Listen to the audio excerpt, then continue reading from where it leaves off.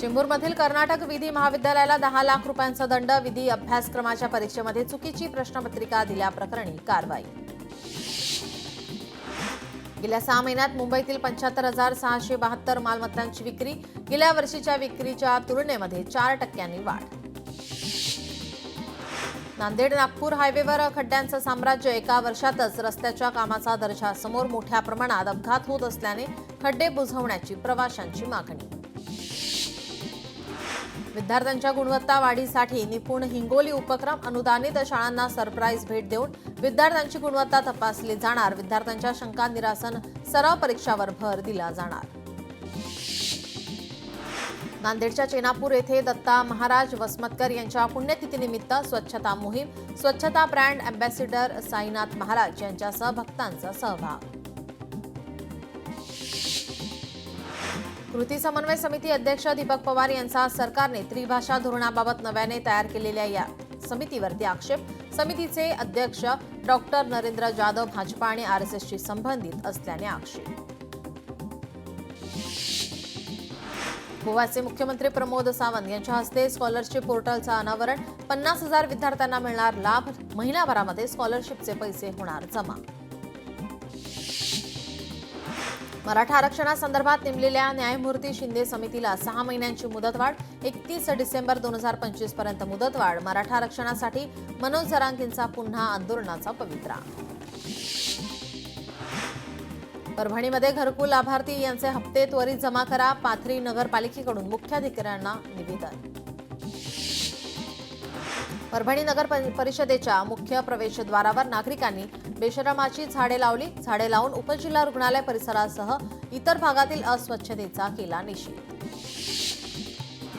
कोकण रेल्वेच्या मुख्य जनसंपर्क अधिकारीपदी सुनील नारकरांची नियुक्ती. जनसंपर्क क्षेत्रामध्ये व्यापक अनुभव असल्याने जनसंपर्क अधिकारीपदी नियुक्ती करण्यात आली. धुळ्यातील थाळनेर येथे तालुक्यातील तापी नदीला 108 मीटर लांबीची साडी अर्पण. गुप्तेश्वर महादेव मंदिर ते तापी नदीपात्रापर्यंत भव्य मिरवणूक काढण्यात आली. गावकऱ्यांचा सहभाग. सातारामधील वडूथ आरळे या ठिकाणी कृष्णा नदीच्या पुलाचा वाढदिवस. पुलं वाहून केला साजरा. 108 वर्ष उलटली तरी देखील प्रशासनाचं दुर्लक्ष. साताऱ्यामध्ये सकल हिंदू समाज जनआक्रोश मोर्चा काढण्यात आला. धर्मांतर बंदी कायदा लागू करण्याची जोरदार मागणी. मोर्चात विविध हिंदू संघटना, नागरिक मोठ्या संख्येने सहभागी. संगमनेरच्या पठार भागातील घारगाव येथील धरती आबा अभियान. घारगाव गावचे सरपंच नितीन आहेर यांच्या हस्ते अभियानाचं उद्घाटन. हजारो आदिवासींना अभियानाचा लाभ. छत्रपती संभाजीनगरामध्ये स्मार्ट मीटरला विरोध. महावितरणच्या व्यवस्थापकीय संचालक प्रादेशिक कार्यालयासमोर वीज ग्राहकांचं आंदोलन. कोल्हापूर महानगरपालिका ॲक्शन मोडवर. अतिक्रमण निर्मूलन विभागाकडून केबिन आणि दुकानाबाहेरील साहित्य केलं जप्त. कोल्हापूर जिल्ह्यामध्ये मोहरमला मोठ्या उत्साहात सुरुवात. मिरवणुकीमध्ये मोठ्या प्रमाणात नागरिकांचा सहभाग. कोल्हापुरी गूळ जगभरात पोहोचवण्यासाठी जीआय नोंदणी करा. पणन मंडळ कोल्हापूरचे उपसरव्यवस्थापक डॉक्टर सुभाष घोले यांचं आवाहन. नंदुरबारमधील आदिवासी विद्यार्थ्यांच्या यातना थांबेना. धडगाव मोलकी येथील 40 विद्यार्थ्यांचा शिक्षणासाठी ट्रकमध्ये कोंडून प्रवास. गुरांप्रमाणे गाडीमध्ये कोंबून चिमुकल्यांचा प्रवास. अमरावतीच्या वरुड तालुक्यामध्ये अवैधपणे रेशन तांदळाची खरेदी. गोदामावर धाड टाकून 180 कट्टे केले जप्त. बीडच्या परळीत बांधकाम विभागाच्या कार्यालयात भरवली शाळा. शाळेच्या इमारतीसाठी अनेकदा अर्ज करूनही बांधकाम विभागाचं दुर्लक्ष. शाळेचं काम रखडल्याने विद्यार्थी पालक संतप्त. वाशिम जिल्हा परिषदेच्या शाळांमध्ये दुरुस्तीचं काम. जिल्हा परिषदेकडून केवळ 50 वर्ग खोल्यांची दुरुस्ती. 200 वर्ग खोल्या अजूनही दुरुस्तीच्या प्रतीक्षेत. धाराशिवमध्ये शक्तीपीठ महामार्ग रद्द करण्याच्या मागणीसाठी आंदोलन. महामार्ग अडवल्याने शेतकऱ्यांवर गुन्हे दाखल. हिंगोलीच्या वसमत शहरातील बसस्थानकाचं बांधकाम संथ गतीने. पावसामुळे बसस्थानक परिसराला धक्क्याचं स्वरूप. खासगी गोष्टींवर नजर ठेवणाऱ्या भोंदूबाबामुळे सूस गावची बदनामी. देवाच्या नावाखाली असे प्रकार होत असतील तर सरकारने मठ आणि आश्रम बंद करावेत. उच्च शिक्षित तरुणांची मागणी. राज्यात गेल्या 2.5 वर्षात 427 पोलिसांचा मृत्यू, यातील 25 पोलिसांनी केली आत्महत्या. पोलिसांची मानसिकता जाणून घेण्यासाठी वरिष्ठ अधिकाऱ्यांना कर्मचाऱ्यांशी संवाद बंधनकारक, मुख्यमंत्र्यांचे निर्देश. मुख्यमंत्री देवेंद्र फडणवीसांनी पाहिला सितारे जमीन पर चित्रपट. नागरिकांना चित्रपट पाहण्याचं आवाहन. दिव्यज फाउंडेशनच्या वतीनं 15 शाळेतील विशेष विद्यार्थ्यांसाठी चित्रपटाचं स्क्रीनिंग. हिंगोलीत भाजपाचे शुभेच्छा बॅनर फाडले. बॅनर फाडणाऱ्यांविरोधात कारवाई करण्याची भाजपाच्या वतीनं मागणी. राज्यातील झाडे तोडणाऱ्यास 50,000 रुपये दंड आकारणारा कायदा मागे. विधानसभेत वनमंत्री गणेश नाईक यांची घोषणा. उपमुख्यमंत्री एकनाथ शिंदे आज पंढरपूर दौऱ्यावर. सकाळी 11 वाजता घेणार विठ्ठल रुक्मिणी मातेचं दर्शन. महाराष्ट्रातल्या एका ऐतिहासिक क्षणाचे साक्षीदार व्हा. संजय राऊतांचं सोहळ्यासाठी ट्विटमधून आवाहन. परभणीत शिक्षकांच्या बायोमेट्रिक उपस्थितीबद्दल मनसेचं शिक्षण अधिकाऱ्यांना निवेदन. तात्काळ बायोमेट्रिक उपस्थिती लागू करण्याची मागणी. अहिल्यानगरचे आमदार संग्राम जगताप यांना जीवे मारण्याची धमकी. स्वीय सहाय्यक सुहास शिरसाठ यांच्या मोबाईलवर टेक्स्ट मेसेजद्वारे धमकी. पोलीस स्टेशनमध्ये गुन्हा दाखल. परभणी जिल्ह्यातील बांधकाम कामगारांचे बनावट प्रमाणपत्रे मान्य करत आर्थिक घोटाळा झाल्याची चौकशी करा. आमदार राजेश विटेकर यांची विधानसभेमध्ये मागणी. ठाकरेंची शिवसेना आणि मनसेकडून एकत्रित आंदोलन. कर्नाक पुलाचं काम अद्यापही सुरू न झाल्याने आंदोलन. पूल सुरू करण्यासाठी दोन्ही पक्षाचं आंदोलन. अमित ठाकरेंचं जनतेला विजय मेळाव्याचा निमंत्रण. समाज माध्यमावरून नागरिकांना आवाहन. गुन्हेगारांविरोधात नवीन फौजदारी कायद्यांची प्रभावी अंमलबजावणी करावी. मुख्यमंत्री देवेंद्र फडणवीसांचे निर्देश. कायद्यांच्या अंमलबजावणीसाठी विभागीय कामाचे रँकिंग करण्याच्याही दिल्या सूचना. सिंधुदुर्ग जिल्ह्यामध्ये मुसळधार पाऊस. पावसामुळे तिलारी धरण ओव्हरफ्लो. धरणाच्या 4ही दरवाजातून पाण्याचा विसर्ग सुरू. धरणाच्या बाजूच्या गावांना सतर्कतेचा इशारा.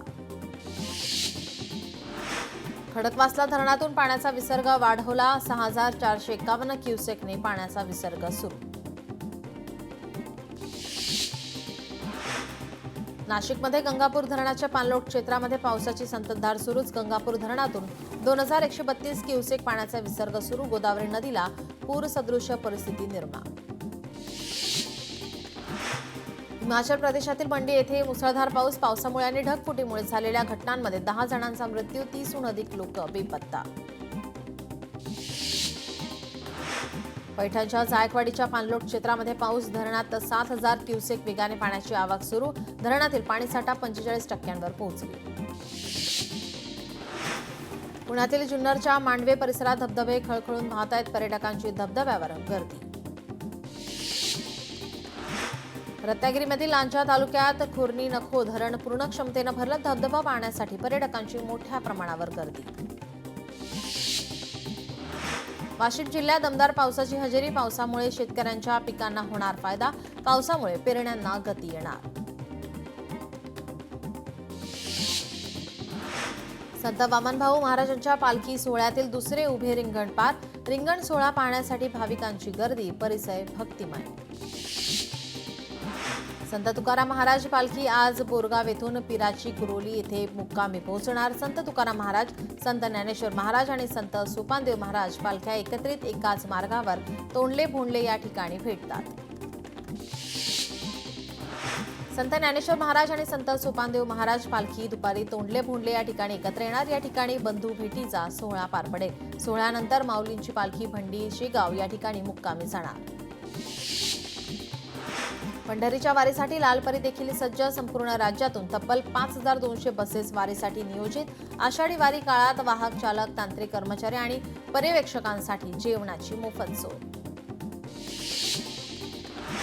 सातारा जिल्ह्यात पावसाची संततधार सुरू. पाटण तालुक्यात भात लावणीला सुरुवात. अमरावतीमध्ये कोवळ्या पिकावर किडीचा प्रादुर्भाव. पिकाचं नुकसान होत असल्यानं शेतकऱ्यांची चिंता वाढली. अमरावतीत बोगस बियाण्यांचा सुळसुळाट. शेतकऱ्यांची फसवणूक. युवा स्वाभिमान पक्षाचा आरोप. बोगस बियाण्यांचा ट्रक उद्या विधान भवनासमोर नेण्याचा इशारा. अत्याचाराच्या घटनेने पुणे पुन्हा हादरलं. कोंढव्यातील उच्चभ्रू सोसायटीमध्ये तरुणीवर अत्याचार, आरोपीने कुरिअर बॉय असल्याचं सांगत सोसायटीमध्ये केला होता प्रवेश. नाशिकच्या मांडसांगवी परिसरात वकील रामेश्वर बोराडे यांच्यावर प्राणघातक हल्ला. 3 जणांनी हल्ला केल्याची घटना सीसीटीव्ही कॅमेऱ्यात कैद. हल्ल्याचे कारण अस्पष्ट. बोराडे यांच्यावर रुग्णालयात उपचार सुरू. जालन्यात जुगार अड्ड्यावर पोलिसांचा छापा. 9 जण पोलिसांच्या ताब्यात. 1 लाखांची रोकड जप्त. जालन्यात घरफोडी करणारे 2 आरोपी पोलिसांच्या ताब्यात. आरोपींकडून 8,20,000 रुपयांचा मुद्देमाल जप्त.